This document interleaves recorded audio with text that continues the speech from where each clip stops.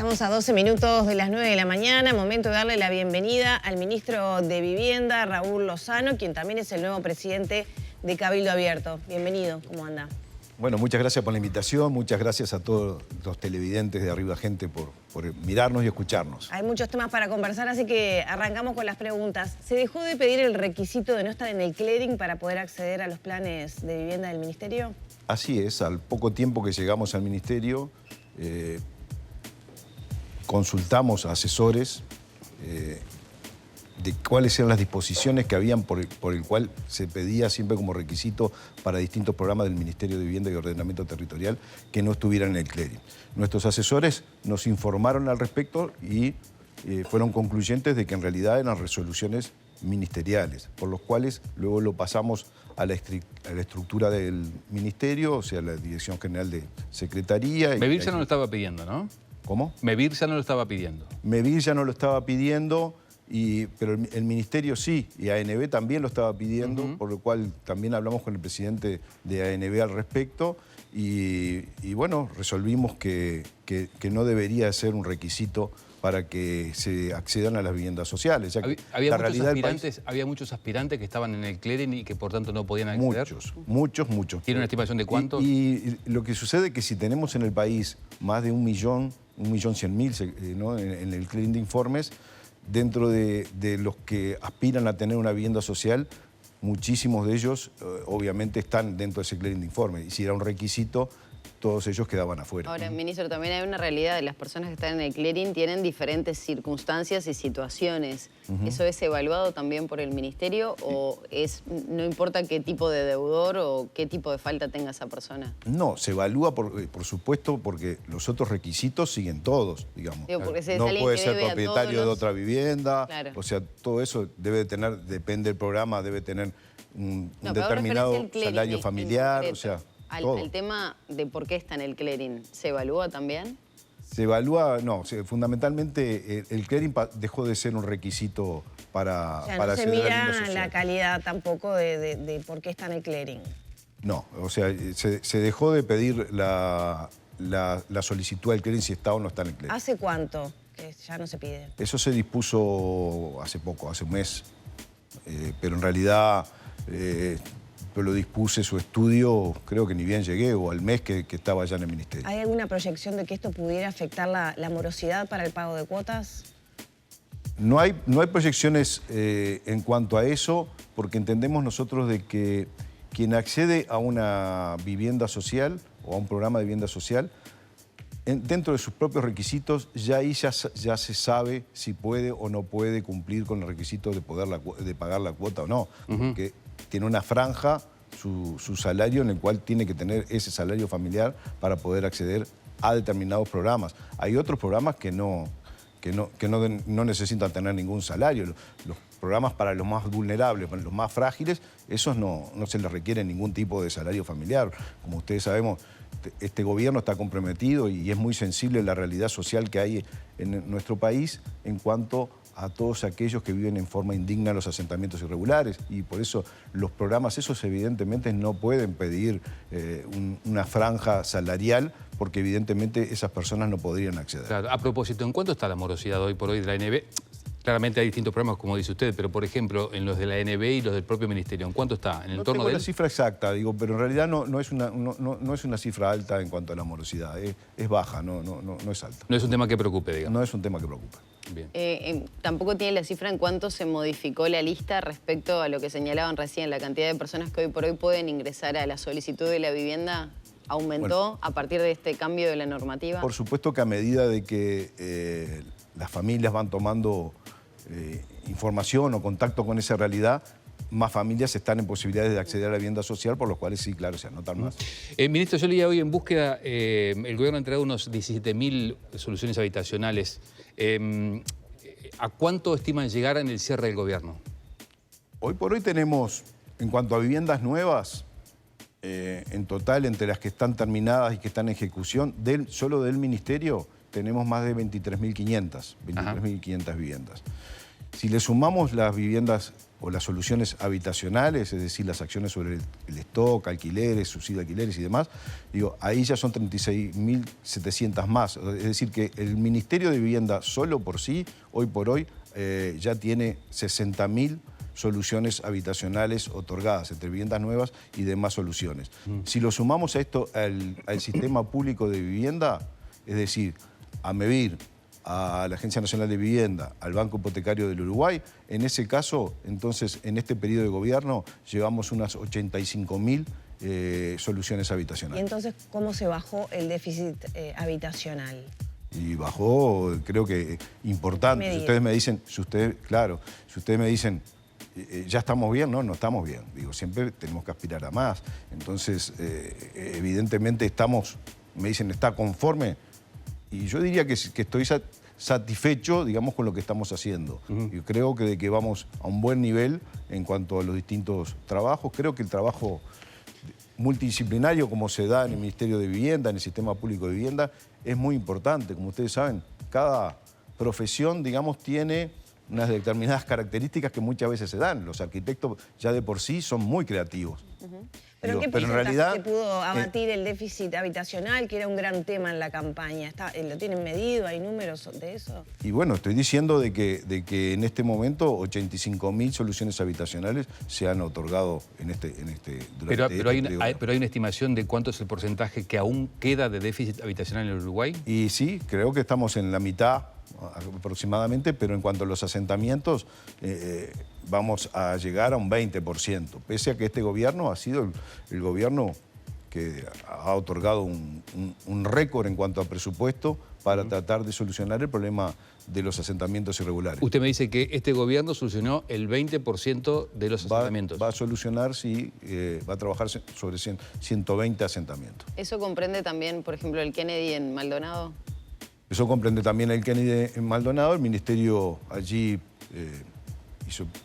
pagó o presupuestó las 500 plateas de hormigón que tienen todas esas viviendas del Kennedy. Como ustedes saben, el mes pasado, junto al intendente Antía, se entregaron 375 casas para el Kennedy y se están terminando, para terminar las 500, en estos próximos meses se entregarán el resto que falta. Ayer o antes de ayer, el ministro, su colega de Defensa, Castellbat, decía que iba a intentar lograr con usted un convenio para que no haya un soldado, un representante del ejército viviendo en el asentamiento. ¿Eso se va a lograr? ¿Ya está conversaciones? ¿Cómo lo van a hacer?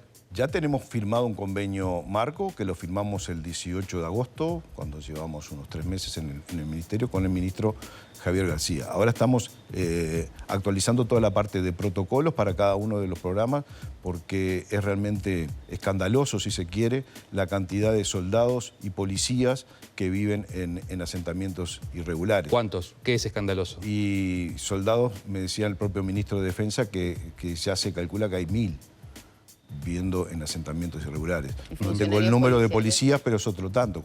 Con el ministro Martinelli también firmamos un convenio hace un mes aproximadamente para buscar soluciones para los policías. Ya entregamos también por otro programa, el Entre Todos Sueños en Obra, viviendas para policías en Pando.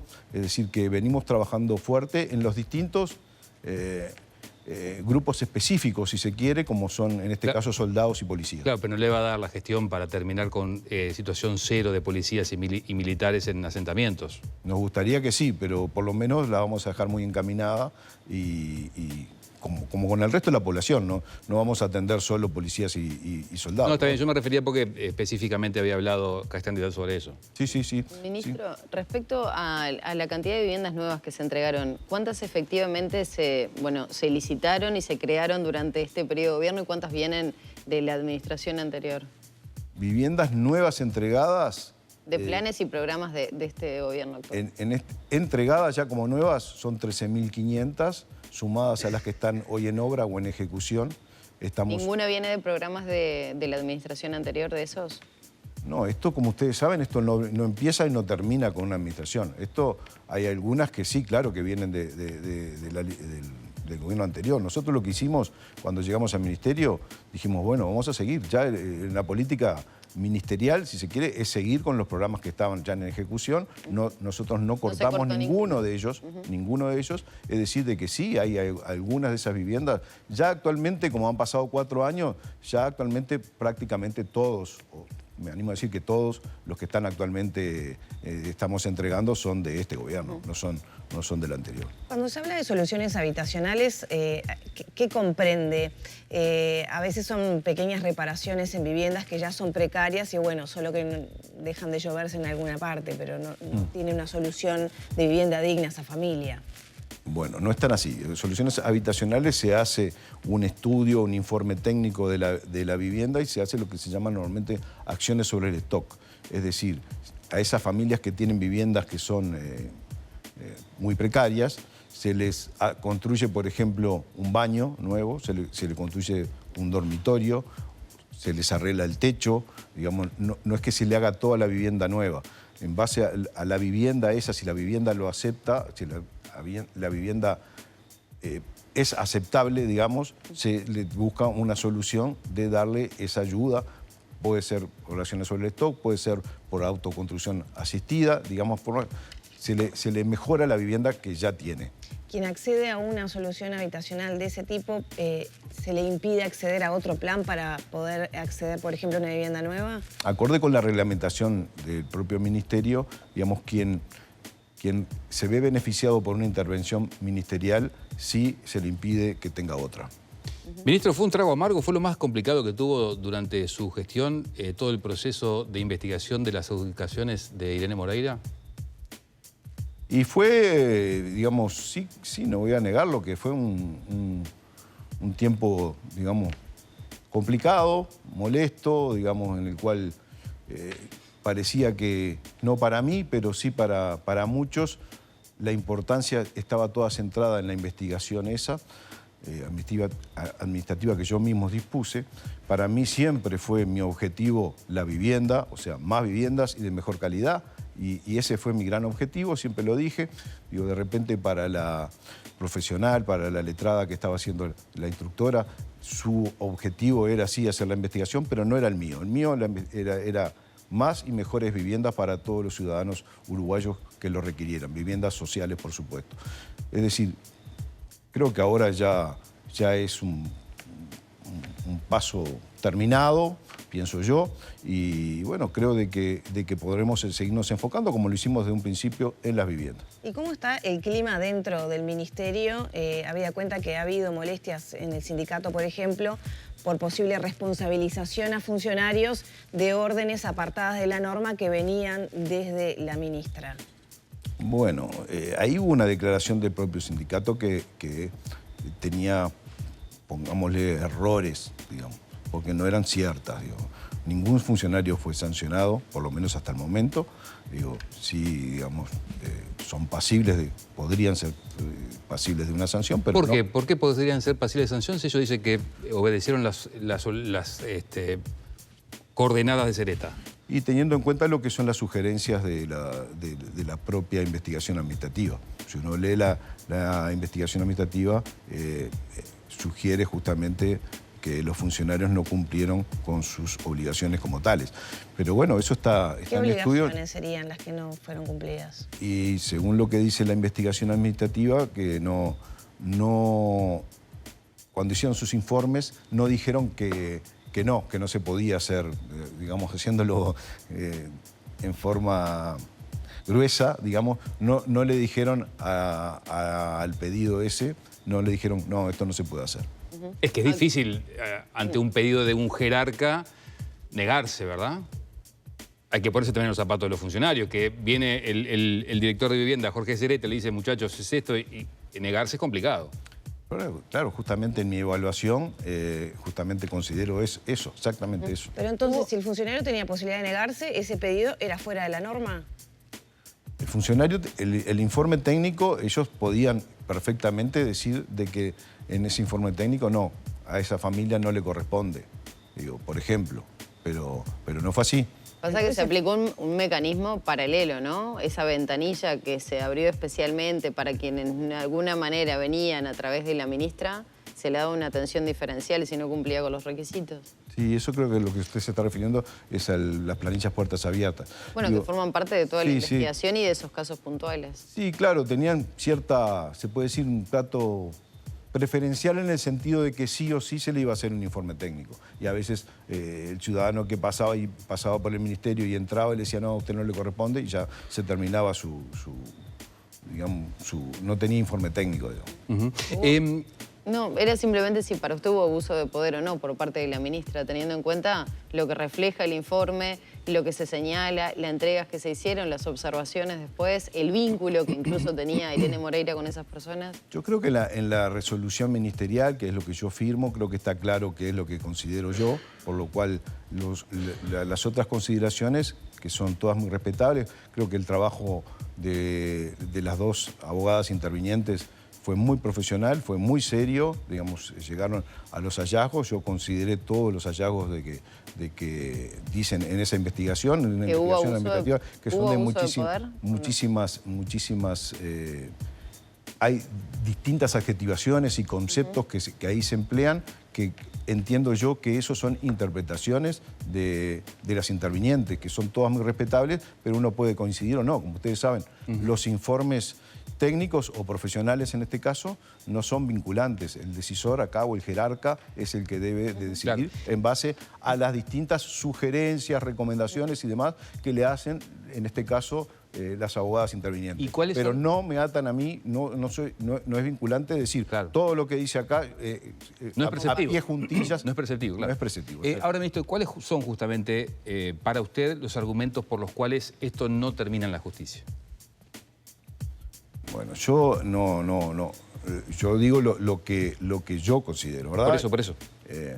Yo hice, justamente hablando del abuso de poder, que sí lo dice la investigación administrativa, yo cumplí creo que con todo en el sentido de que desde un principio se me preguntaba por la investigación y yo dije, bueno, no, en este momento está la investigación, es reservado y no aporté ninguna información durante los meses que se llevó a cabo la investigación. Y dije que después de que terminara, la misma la iba a hacer pública, cosa que efectivamente hice. Y hoy todo aquel que la ha pedido la información se la ha mandado. La he mandado a la Cámara de Senadores, de Diputados, a las distintas comisiones de vivienda del Parlamento, la he mandado a distintos medios periodísticos que la han solicitado. Es decir, no hay información oculta, no se le ocultó. Porque hay algunas suspicacias por ahí de que no, el ministro ocultó. El ministro no oculta absolutamente nada, ni una coma, ni un punto de lo que dice la investigación.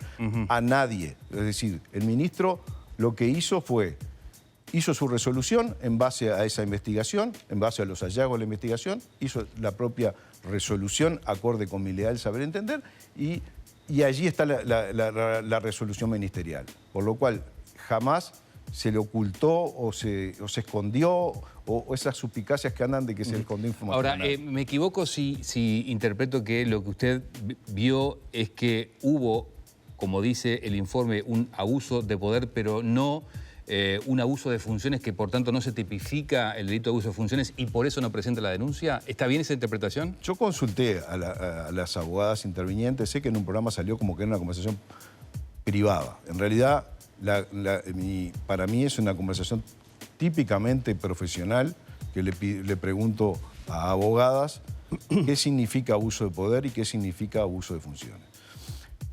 Las dos abogadas me dijeron exactamente lo mismo. Y después consulté a otros profesionales y todos me dijeron exactamente lo mismo. No es lo mismo, digo, porque los que no somos abogados de repente se puede prestar a una doble interpretación. El abuso de poder es de corte administrativo, es un acto administrativo, si se quiere, con alguna arbitrariedad, alguna medida que se entiende que no fue conveniente, corte administrativo. El abuso de funciones sí configuraría un delito. Hoy por hoy no está sugerido en esa investigación de que se haya realizado ningún delito, por lo cual... ¿Para usted actuó de buena fe Irene Moreira intentando entregar estas viviendas? Y le consulto si hubiera dado los mismos pasos que realizó la exministra. Bueno, yo actúo por mí, digo, los pasos que sigo son los que estoy haciendo. Digo, desde que llegué al ministerio yo tengo una determinada línea de conducta que es la mía. Otros Quizás el que me suceda mañana tenga otra impronta distinta. La mía es la mía. Digo, yo hago lo que hago, yo no... ¿Fue injusto el pedido de renuncia de Irene Moreira entonces por parte del presidente? No me corresponde a mí hacer ningún tipo de valoraciones de ese tipo, digo.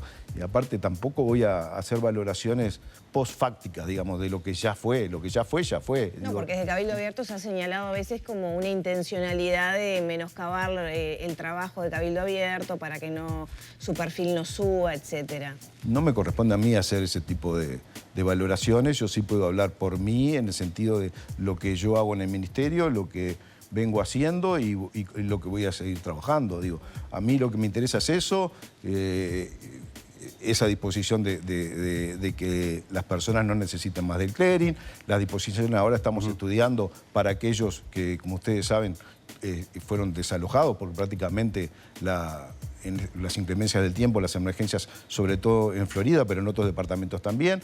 Hay unas cooperativas, por ejemplo, de viviendas que ahora dispuse que se estudiara y que rápidamente llegáramos a una solución en cuanto a no cobrarles a esas cooperativas estos meses, por lo menos darles un alivio a esas que fueron impactadas por las inundaciones, y eso lo vamos a sacar también. O sea, esa es mi gran preocupación, solucionar los problemas que tiene la gente. Lo demás para mí no es un problema considerable. En base a lo que le consultaba Lorena recién respecto al pedido de renuncia, si fue injusto o no, también entre algunos votantes cabildantes lo que sucede es que creyeron en un discurso que planteó Manini, que estuvo acá y lo reiteró, él se acabó el recreo, con algunas situaciones más allá de la seguridad, también con irregularidades que se podían presentar a nivel estatal. Y de alguna manera la imagen que queda para muchos es que Irene Moreira cometió errores dentro de su administración que rozan el abuso, en algunos casos como ministra, y de alguna manera van en contra del discurso que se había presentado en campaña. Digo, para poder comprender un poco más y también el impacto que pueda tener entre los votantes de Cabildo esta realidad. Cabildo Abierto sí nace como un partido nuevo, digamos, y nace yo creo que casi que espontáneamente. Como ustedes saben, yo soy uno de los fundadores del partido. Digo, realmente cuando formamos el partido dijimos, nosotros no queremos estar atados a otros partidos, queremos ser algo distinto. Digo, y dentro del partido vino mucha gente del Frente Amplio, del Partido Nacional, del Partido Colorado, gente apolítica, gente indecisa, digamos, muchísima gente vino y se acercó a Cabildo, o por lo menos con su voto se acercó a Cabildo.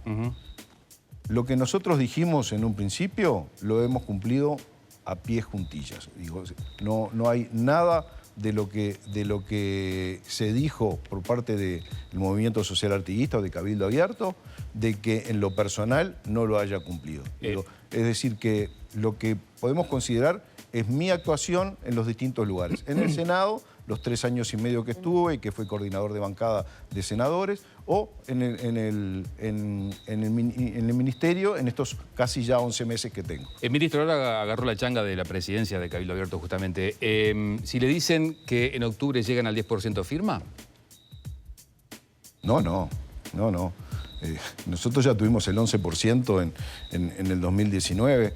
Digo, algo que fue inédito en lo que es la historia electoral de nuestro país. Ningún partido nuevo, como era Cabildo Abierto, como es Cabildo Abierto, tuvo un desempeño electoral como el que tuvo Cabildo. De repente eso capaz que no se ha valorado en su justa dimensión. Pero las encuestas ahora vienen menguados, ¿no? Cabildo es un hecho. Bueno, pero también si uno considera en abril del 2019, Cabildo Abierto, no sé si llegaba al 1%, no llegaba, digo. ¿Y qué proyección hace, habida cuenta de las pujas que hay también a la interna de Cabildo, con la renuncia de Domenech, su asunción, diferentes fuerzas que combaten allí? Yo creo que eso es un atractivo electoral. Digo, hay, como ustedes saben, 5 agrupaciones nacionales, de acuerdo con el informe que tuvimos antes de ayer en la Junta Nacional de Cabildo.